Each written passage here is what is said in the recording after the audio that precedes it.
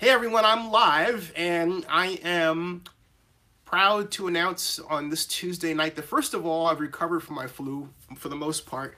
And equally happy to announce that I have for the first time live on my show Oakland at-large council member three terms.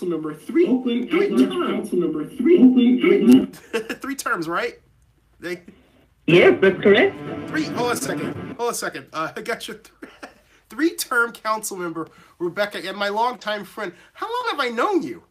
I mean, it's like the 90s. Oh, like 20 years. 20 I was on 20 years before the Oakland City Council. We talked together back then, too. Yeah, that's right. I mean, it has been a long, long time. You haven't aged a day.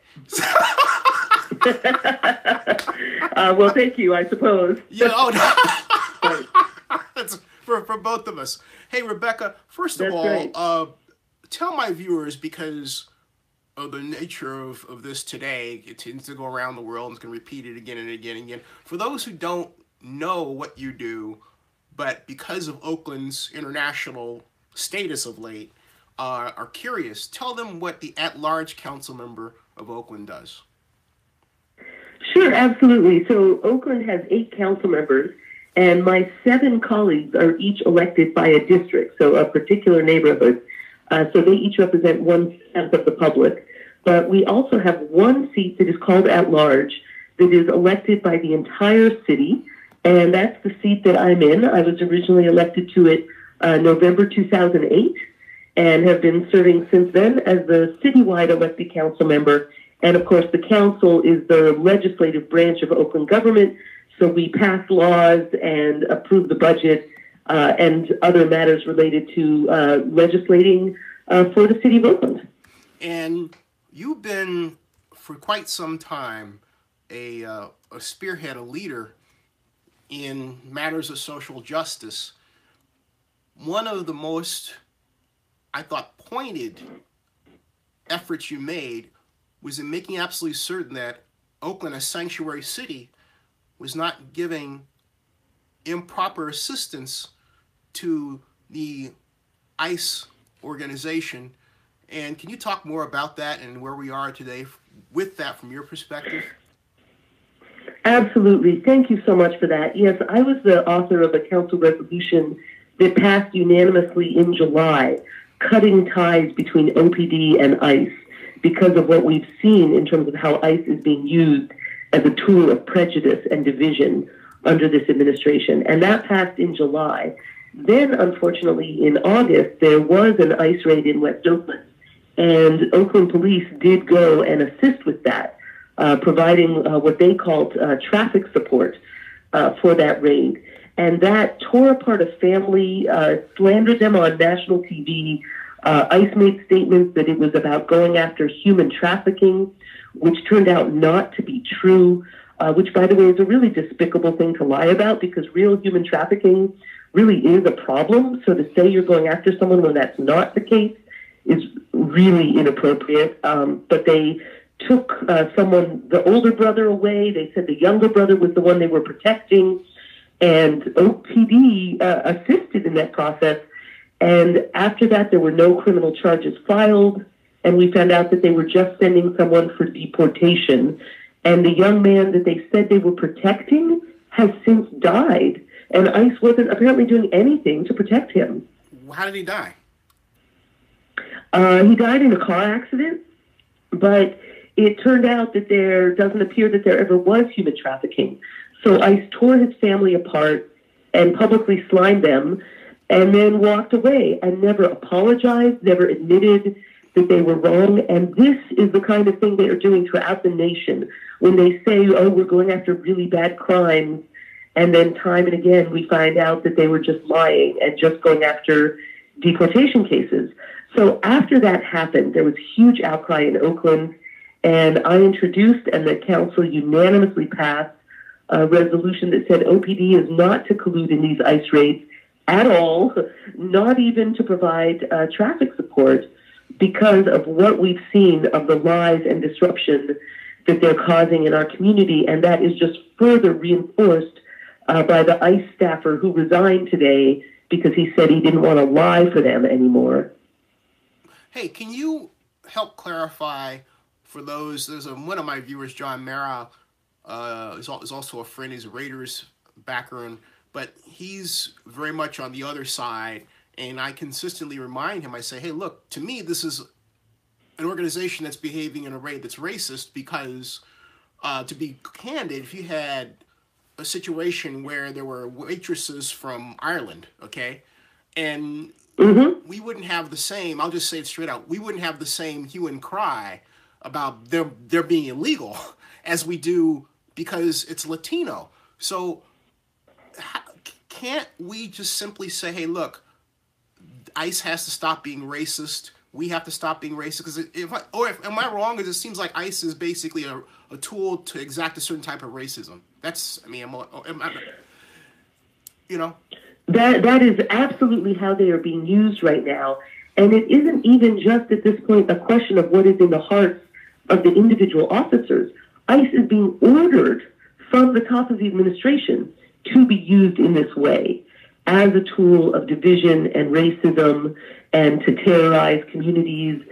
And it makes all of us less safe when victims and witnesses to crimes are afraid to come forward. That hurts everybody. That hurts all of law enforcement and all of public safety. And when law enforcement resources are wasted going after people for immigration status, that means they're not spending that time chasing down murderers and illegal gun dealers. So, you know, you don't have to be an immigrant or even someone who loves someone who's an immigrant to see that this could hurt you. This sort of thing hurts the public safety of everyone in the community, ultimately. What can Oakland residents do in this entire situation? Well, I think it is important to, remain calm and remain in a state of mutual support and solidarity. Part of what the current federal administration feeds on is spreading negativity and division.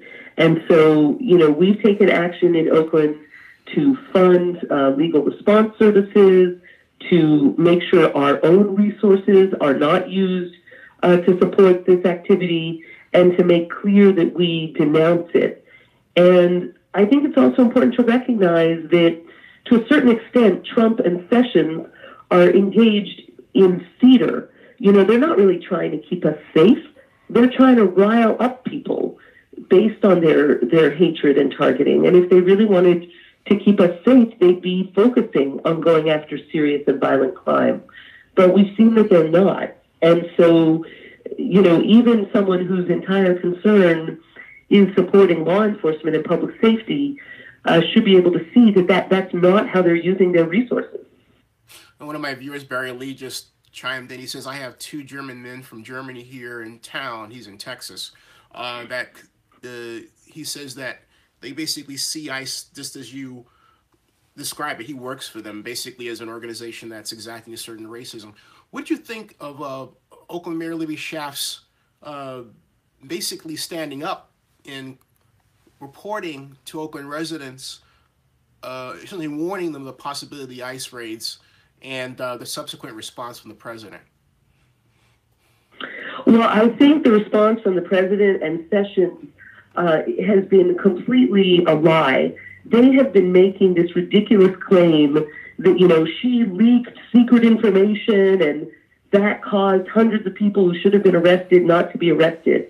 And we now know definitively today that that's a lie because one of the ICE staffers who was pressured to tell that lie has quit and said he was quitting because he was pressured to tell that lie. But I also think, let's be clear about the nonsense that they're saying. Mm-hmm. If somebody really cares about leaks and really was worried about secret law enforcement information leaking, they would be going after the leakers. Right. This ridiculous chest thumping about how they're going to prosecute her for leaking. She didn't commit a leak. She received a leak. Right. She was the leakee, not the leaker. So this aggressive nonsense from them about, they're so mad at the leak, they're going to prosecute the leakee. That's not what you do if you're upset about a leak. If they were upset about a leak, they would have said, we're going to find out who leaked it. We're going to fire them. We're going to make sure nobody internal to law enforcement leaks again. They haven't said a word about any of that. And they're hoping to distract us by attacking the mayor of Oakland. She didn't commit a leak. She wasn't the person whose job it was to hold that information secret. Whoever did share it illegally might be in trouble, but she wasn't the leaker. And where does this Jeff Sessions get this number 800? I thought 800. I checked the ICE website. There aren't even 800 warrants for arrest on their website anywhere in the. I thought, what's he doing?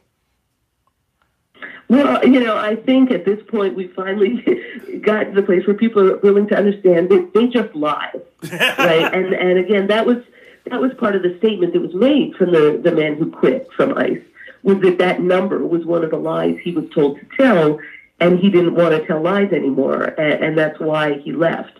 And so, I think that there were a lot of people who said they wanted to give the administration the benefit of the doubt and give them a chance and let them try. And we've really now seen what they've done with that opportunity, which is they're tearing apart communities. They're lying about it.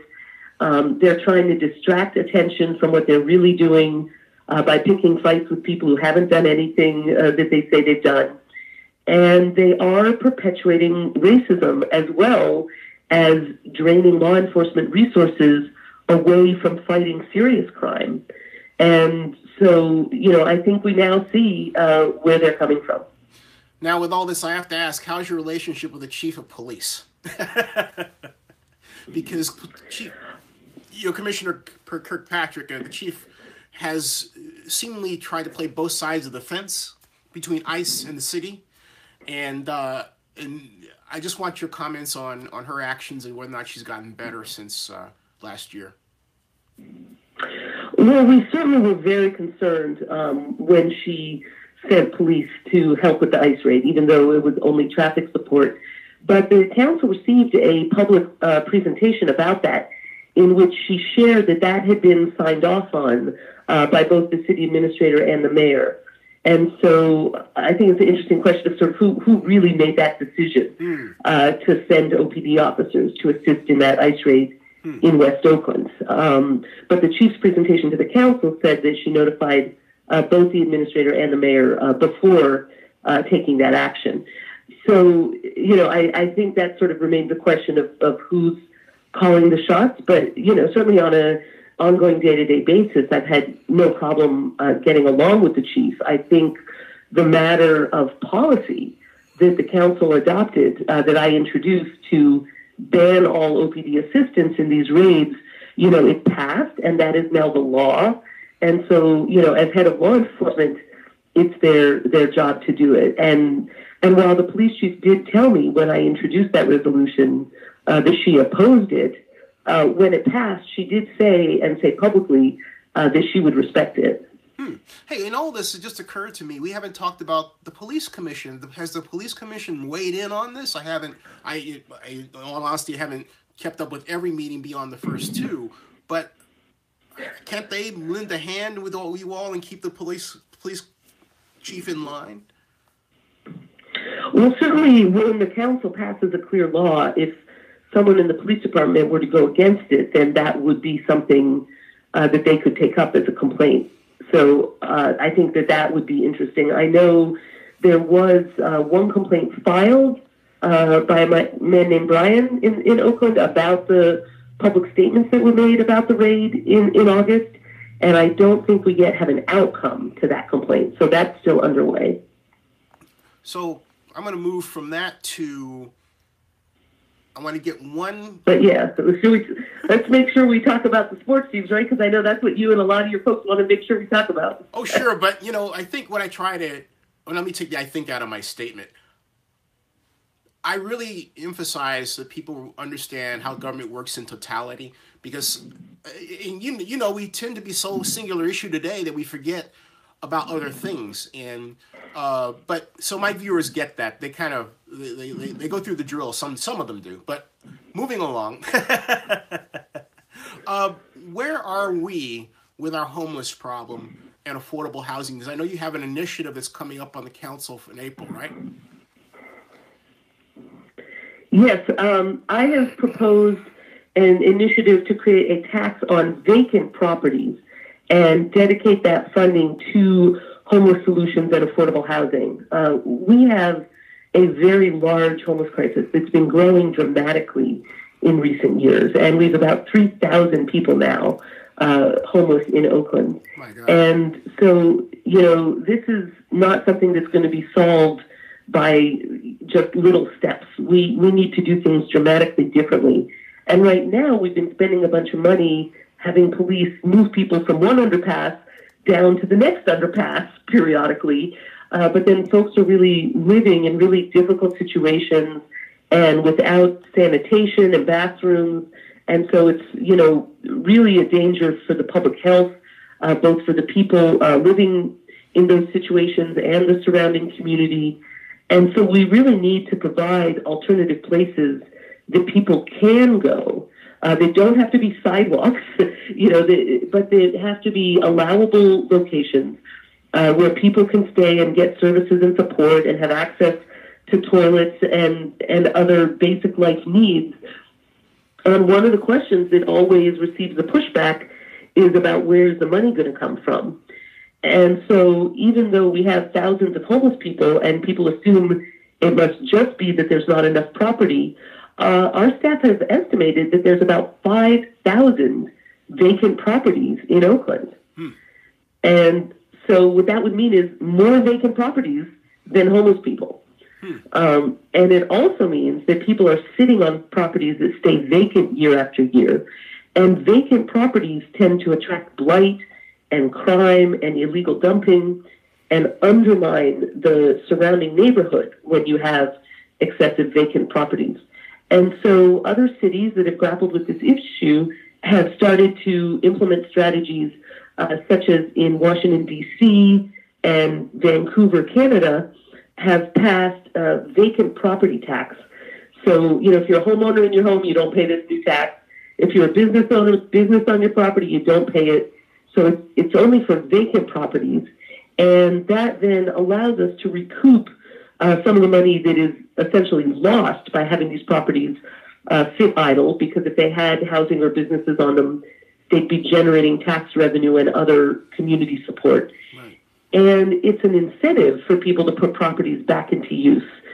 And so that money would be dedicated to funding homeless solutions and affordable housing so that we can, in an ongoing way, continue to help solve this problem.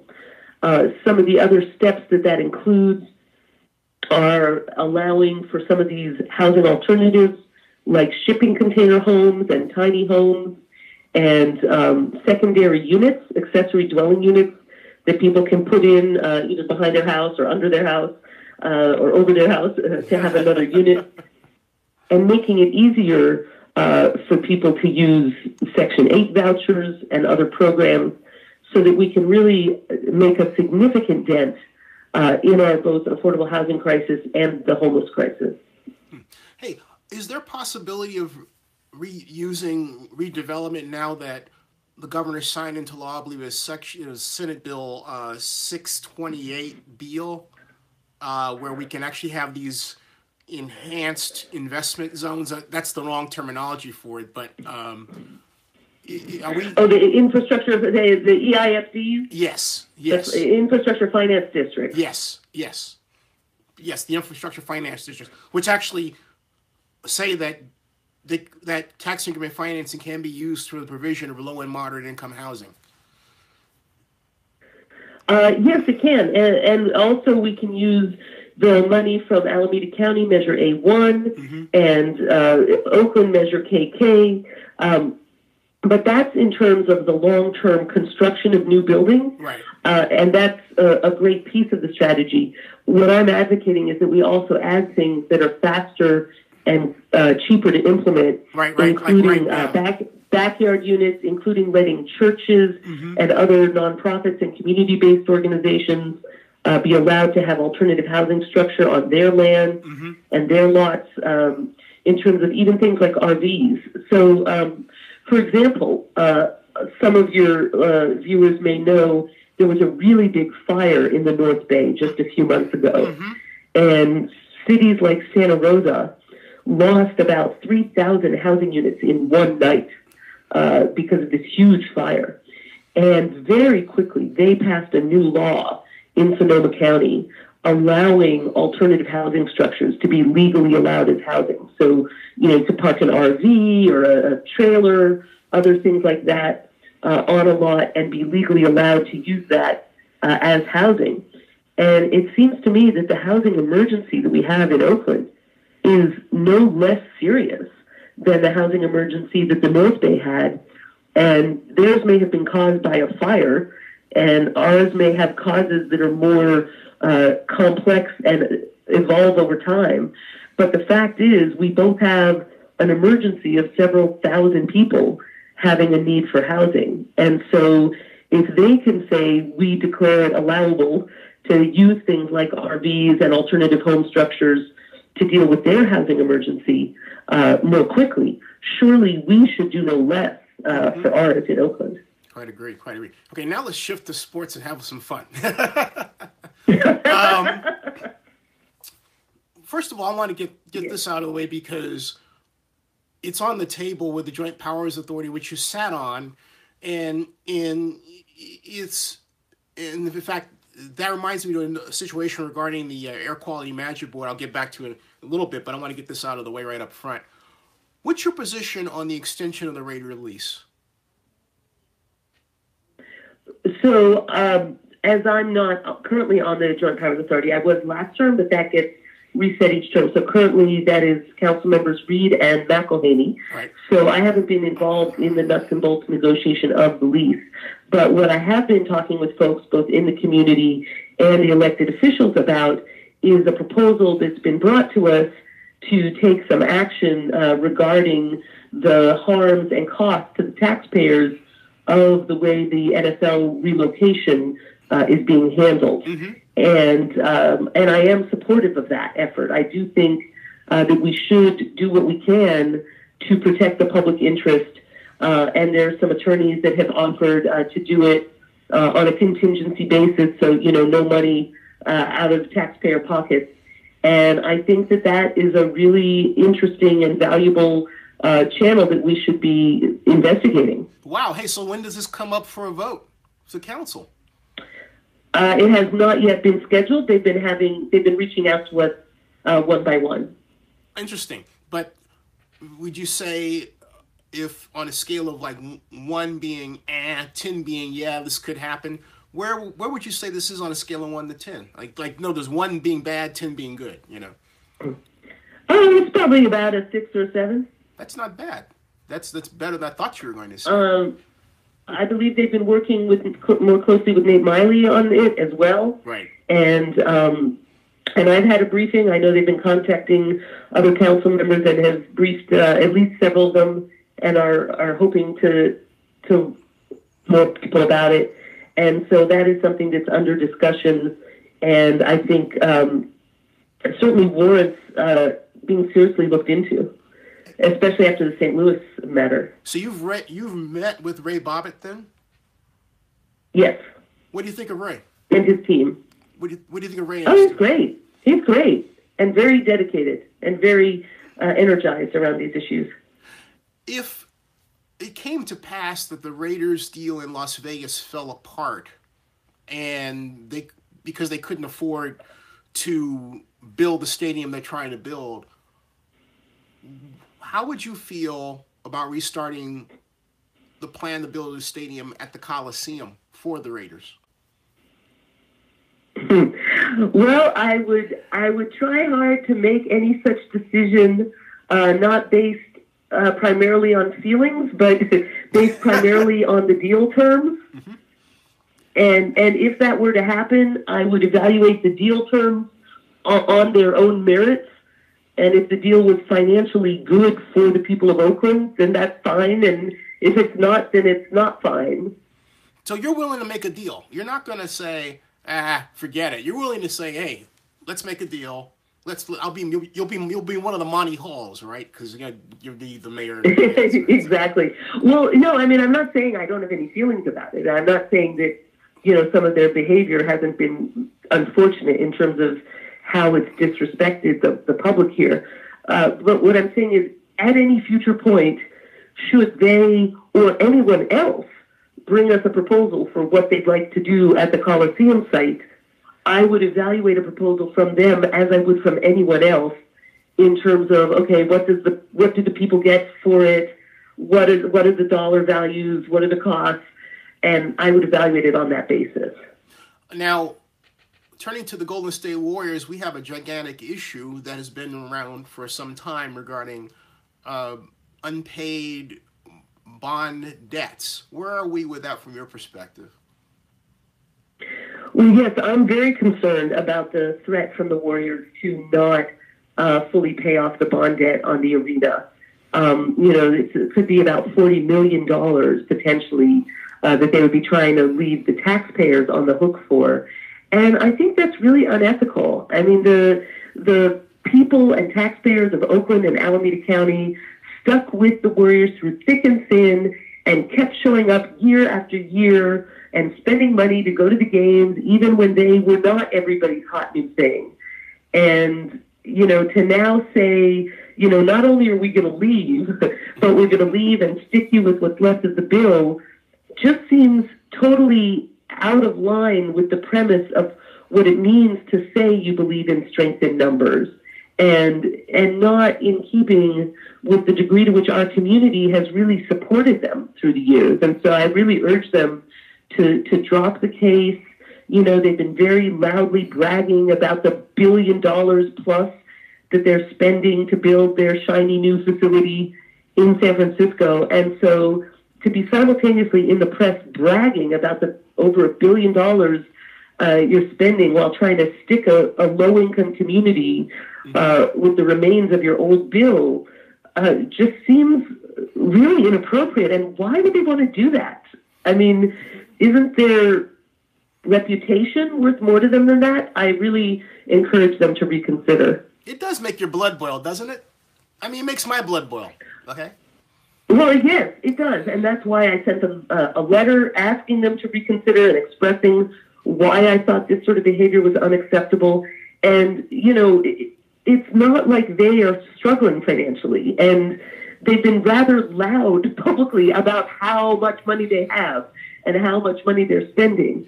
So I think it's really a bad look to be very loudly bragging about how much money you have while saying we're going to take this poor city that is struggling to fund homeless services, to pay to crack down on the illegal dumping and the vital needs of our community, and then to say, well, we're going to stick you with the bill while loudly bragging about how much we're spending in San Francisco. I think it's incredibly inappropriate. Are we headed to court? Yeah, well, it is. That is the plan. That it would go, well, technically to arbitration. Right. Would be the next step. But I would hope all people of conscience would join me in saying to the Warriors, don't do it. Why are you forcing the public to go hire lawyers to fight you over this amount of money, which means nothing to them? I mean, this would be a rounding error in their cost of their construction of their new facility. And yet they're going to waste the public's time and money and their goodwill to fight to try to get out of paying it. It seems like a really bad choice on their part, and I really encourage them not to do it. And anybody out here who, cares about that to join in urging them not to do it. Anyone taking this matter to the governor? It seems like the governor should start weighing in on some of these things. Well, and why does San Francisco want to brag, hey, look, we made this team move from Oakland to San Francisco and, rip off Oakland in the process? I mean, shouldn't San Francisco be above that too? Yeah, I mean, you said it. I think you said it better than anybody. And, hey, speaking of investments in San Francisco, what are your thoughts about the Athletics and their pursuit of a ballpark? Is it, Elihu used to say, is it real or is it Memorex? I mean, what do you think is... Well, I want to thank the A's for their commitment to working in and with Oakland on a new ballpark. I certainly have worked with them and will continue to work with them to get us toward viable and effective solutions that are a win-win for them and for the public. And I think that's totally achievable in Oakland. And I'm glad that they have expressed that commitment. I've met with them on this repeatedly. I know they had, what felt like to them as setbacks, first with the Peralta College and then with BART. But I actually don't think either of those should impede us from getting to a great solution. And there are effective options, both at the Coliseum site, which has land and a pre-cleared EIR, and also, if they want to put in the extra work, it can be made to work at Howard Terminal. So, I think that we absolutely have great pathways forward, potentially with the A's. Hey, what do you think of the new point person for the project that was hired on to essentially replace Claudia Capio? Talking about. Well, Claudia was working so hard on so many things.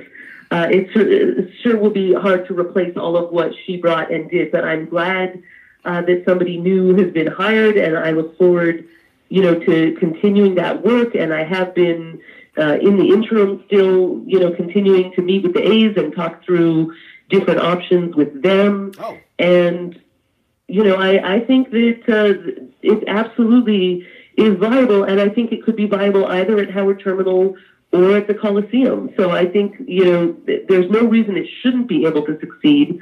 And I've really encouraged the A's to move forward, from that attitude. So riddle me this. Are the A's playing us or not? Here's why I asked the question. And part of it's rhetorical, but here's why I ask. I talked to Dave Cavall, the A's president, about this at the Fan Fest off camera, and I was saying, hey, you know what?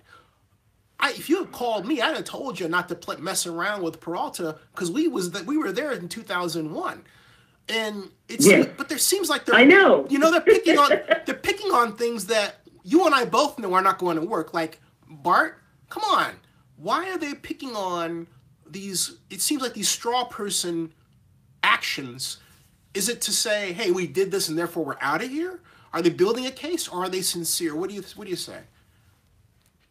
Well, I certainly think that it's reasonable that it could look that way. And the fact that they started with the least likely to succeed options, I think has certainly contributed to people feeling like maybe they're not serious. Mm-hmm. And, I can't speak for them, and I don't know what their internal discussions or internal thought processes are.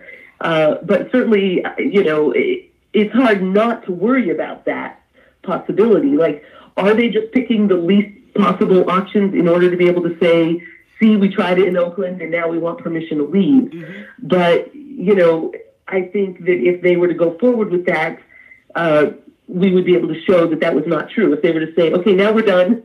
We tried Peralta, and BART said, no, we're not going to spend $4 billion building a brand new BART station just for you. So we give up, right? Right. Then I think everybody would see that had been done in bad faith. So I think the proof will be in what they do next. So given that Peralta said no, as I think many could have predicted that wouldn't work, and that BART said what I think we all would have predicted BART would have said, what do they do now? And if now they really buckle down and get serious about coming forward with a viable plan for Howard Terminal or the Coliseum, or continue to explore both of those, then we should work in good faith with them on that. Hey, Rebecca, we're on with Oakland Councilmember at-large Councilmember Rebecca Kaplan. How much time do I have you for before I launch into these questions? Maybe 15 minutes? Yep. Awesome. Okay. Because that'll carry us into about an hour. That'll be great. Okay, quick. Hey, so first of all, shifting to the Bay Area Air Quality Management District Board, that is not an organization known to a lot of people. You sit on it and represent it, the city of Oakland, admirably. First of all, there was some controversy regarding the idea of the mayor seemingly wanting you off the board, but it seems like now you're on the board. Am I characterizing that correctly?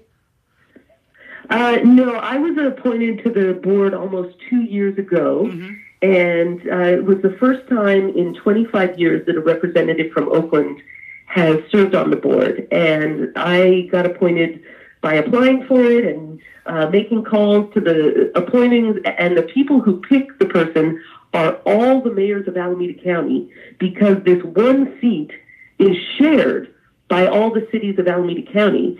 And that's how it was that for 25 years, Oakland didn't have a seat on it. The last Oakland elected official before me to sit on it was Councilmember at Large Frank Ogawa, for whom the plaza is named, who passed away many years ago. So it was decades ago, the last Oakland elected official to be appointed to this board, because the various cities of Alameda County compete for it.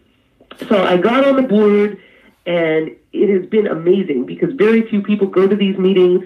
They have a lot of money to give out.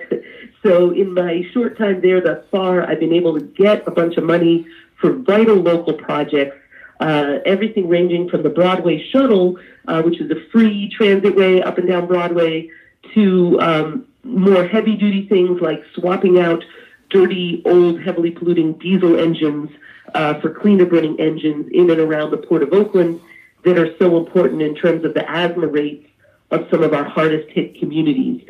And so we've really made important strides forward in terms of the voices of the hardest-hit communities being heard.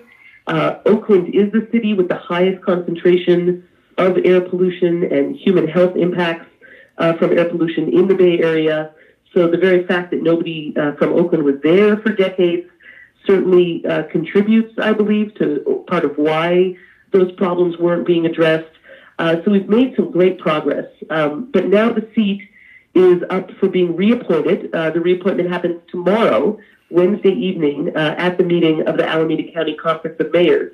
And the conference passed a new rule a few months ago that for a council member to be eligible, they have to have a recommendation from their city's mayor. And the Oakland mayor has put out a letter expressing openness to sending a recommendation, but hasn't actually sent the recommendation. And that committee is meeting tomorrow to make that selection. That's not funny, but it's funny the way you put it. I mean, it sounds... Yeah. So wait a minute. What's delaying Libby from sending the recommendation? Just you'd have to ask her that. Oh my Lord! I will. Have you reached out and said, hey, have you given her like a symbolic, kick in the keys? Oh yes, I mean I've written her. I've sent it to her in person. I went to the office this morning and handed my application, which was scheduled to see her, but she didn't come, so I gave it to her staffer. And now she says she's going to call me tomorrow. What she told people is that, well, the board is free to give preferential treatment to a mayoral applicant, and so they probably wouldn't pick me anyway. But of course, that isn't the question. The question is, she can send a recommendation letter. They might still not pick me, but nevertheless, that should be sent.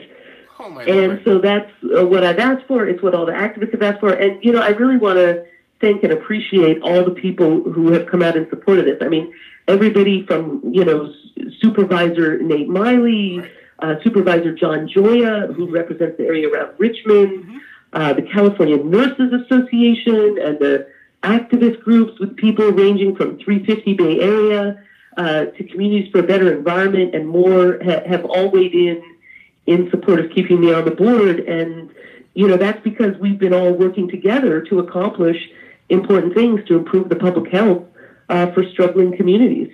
Hey, so is the mayor afraid that you're going to run against her this year? Is that it?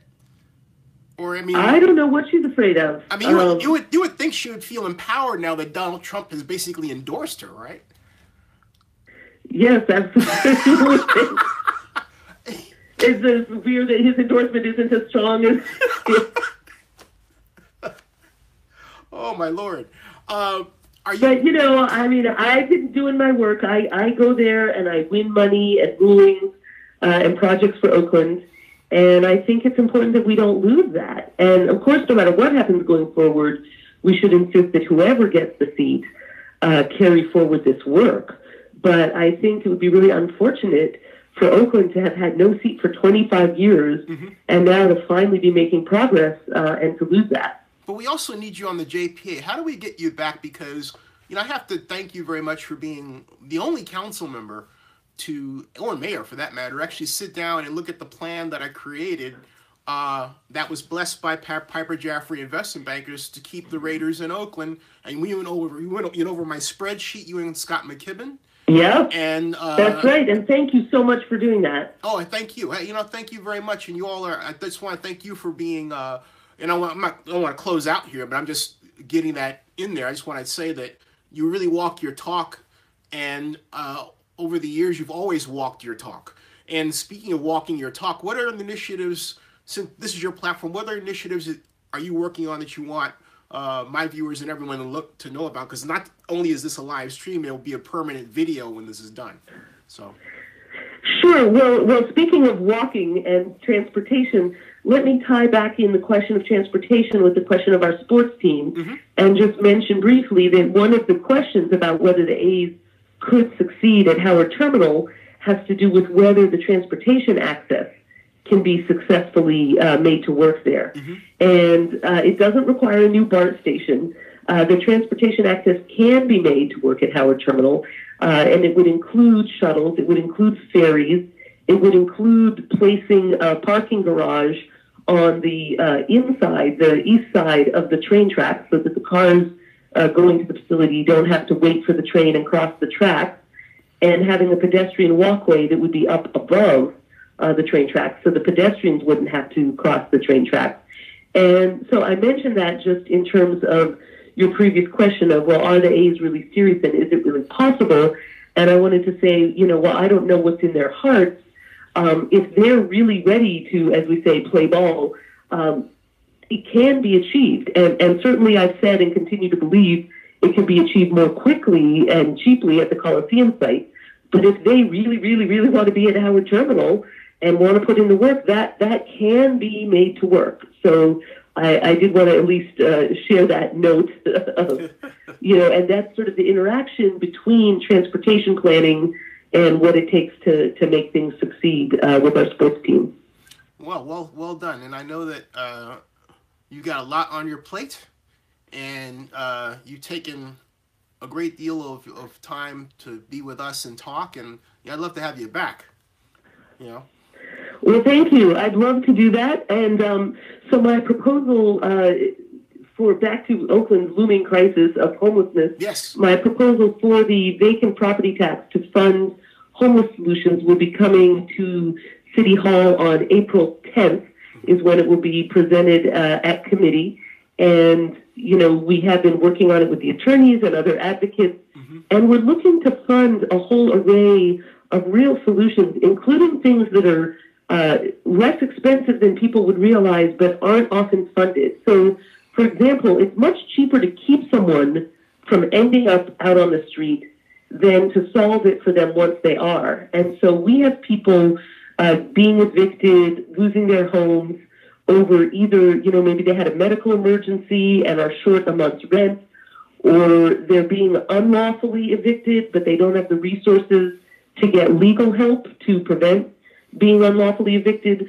So some of the things that I'm proposing we would fund with the vacant property tax would be not only some of the traditional things like affordable housing construction, but also things like rental assistance and tenant support in terms of protection from unlawful evictions, so that as we do the work to help the people who are on the streets now get into better situations, that we also deal with the systemic problems that are pushing more and more people out onto the streets as well. Well said, council member, and keep us apprised. Oh, by the way, which committee is that going to be? Is that going to be Community Economic Development or Life Enrichment? Or yes, that's going to come to CED, Community Economic Development, on the 10th that'll of be April. At 8:30 in the morning, right? No, that'll be at 1:30 in the afternoon, unless they change the time. Okay. Which could happen, yeah. I tend to lapse back to when I served on it for Elihu. It was like early in the morning. All right. Hey, Well, Councilmember, it's great to talk to you. thank you so Thank you much. for having me. And thank you for being here. And folks, I'm going to close out with a preamble. Rebecca, thank you so very much. And I'll talk to you soon. Thank you. Okay, see ya. Okay. Take care. See ya.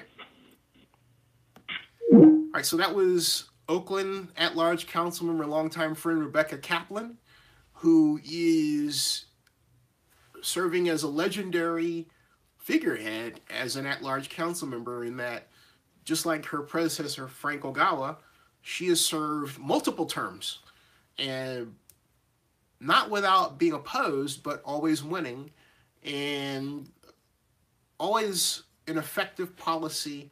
She's a policy wonk, Rebecca is. Rebecca's a policy wonk. Libby, the mayor's a policy wonk. In fact, we have a council full of policy wonks now. But she really does walk her talk, and she stays focused on issues of the day that concern her, and I have to commend her on her work there. She's really improved as a policy designer over the years as well. But what you got out of that is, first of all, the whole matter of the possibility of filing a lawsuit against the Raiders and the National Football League is still very much open and still very much being discussed. And you heard Councilmember Kaplan say that on a scale of 1 being ain't happening, and on a scale of 10 being yeah, she gives it a 6 or a 7. And let's say a 7. That's better than I expected. I thought maybe she might say a 4 or 5. That means that there's an appetite to do something, but the appetite apparently hasn't quite met the desire to translate that wanting to eat into the action of actually eating. In other words, actually going ahead, filing the suit and everything else. But from what she says, it sounds like the conversations are progressing and promising is the best way to describe it. Some of your questions, Rick Grace asks, he says, I wonder if anyone that knows Howard Terminal has been there at night. Colder than Candlestick Park local, Coliseum site is best option.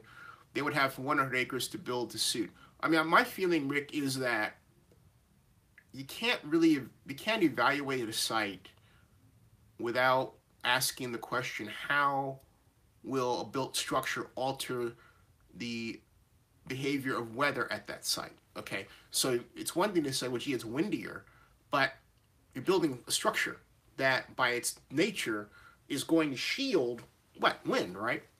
And that will not only shield wind from what's inside the structure, the field, but also because of the way the building is orientated, it will cause the wind to be deflected around the neighborhood in ways that should be talked about and anticipated, modeled out, right? That's also true for sun angle and everything else. That said, I think those. I'm not going to say that has been modeled out because I haven't seen that, and I'll investigate the EIR reports on that. But my point is, I don't believe Howard Terminal sets up a situation that's so negative that the Coliseum tops out is automatically better. It depends on what you want to do, okay? If you want to maintain the sports nexus that we enjoy at the Coliseum, everything goes to the Coliseum. And think about this. So let's say that Raiders collapse in Vegas, want to come back here, well, stay here because they're already here, right, in Oakland. And then they agree to terms to build at the Coliseum and then have a baseball stadium near that. The Coliseum, the original Coliseum city plan, okay, which I think is a fantastic idea. That would preserve our sports nexus, right? Now, for those of you who are saying, well, what about the Raiders wanting all the land and everything else? Let me ask you this question. The Raiders are getting what? 62 acres in Vegas, and what else, right? They've got a fin for parking in various areas. They have matters to worry about in Las Vegas they never had to worry about in Oakland. So a new Coliseum city with ballparks both for the Raiders and the A's. So you'll bring our community together, both in ways real and symbolic, I think is an incredible something to want. On the other hand, for those who are dying to have the East Bay Oakland expression of what San Francisco has by the waterfront, which is really cool. You got to admit, AT&T Park is a cool place to watch baseball, okay? Then you want Howard Terminal. If you want to have Howard Terminal and then remake that part of Jack London Square, well, there's an opportunity to do it. It won't be cheap. It won't be cheap. It all comes down to what you want. I happen to see value in both desires. I really do. I haven't seen a completed plan modeled out for Howard Terminal as I've seen for the Coliseum. Coliseum, I've seen tons of different types of versions of Coliseum City. Howard Terminal, I've seen one. I modeled out one myself via spreadsheet. You know, ran the financial numbers, but that's about it. So, you know, it depends on what kind of city building you want to do. But at the end of the day, that's what it boils down to: city building. Okay, that's what it boils down to. It's 9:57 now, going to 10. I didn't originally plan to do a live stream tonight, but it just so happened that Rebecca was available. So, and I was feeling better, which is why I contacted her. I thought maybe she would say, yeah, later in the week, when I expect to be, you know, back to normal. But she said tonight. So I did it tonight. So I'm going to shove off and get some more rest and work to feel better for tomorrow, because I plan to go on the regular live stream tomorrow. That's the plan. So I thank everybody's participation here, and a lot of news made here just a moment ago. Not bad. All right, I'll see everybody later. Thank you. Thank you all for watching. And hey, share this around. I'll see you tomorrow night. We'll talk about NFL free agency. Oh, by the way, Zenny 62 Media approved for the NFL annual meeting in Orlando. It's coming up. See you guys.